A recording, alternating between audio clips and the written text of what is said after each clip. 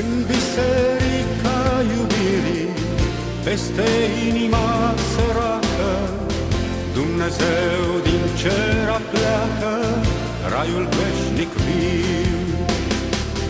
Sub o candelă subțire, El îngrijorat așteaptă să venim la întâlnire, oricât de târziu. Inima de-ți este frântă, veșnic mirele te așteaptă, în cămara cea de nuntă, să-ți dea darul așteptat, veacul cel neînserat. O biserică în lume este jertfă de înviere, Dumnezeu în ea coboară, blând și luminos. Cerăniți și fără nume, vin aici spre mângâiere, să nu moară, să primească viață în Hristos.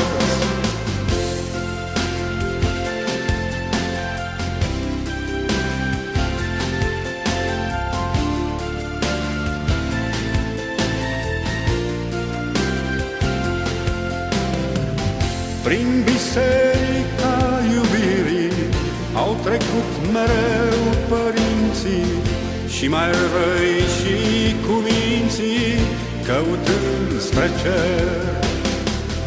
Veacuri multe de durere și de multă rugăciune au săpat în lemnul tare flori de sfânt mister.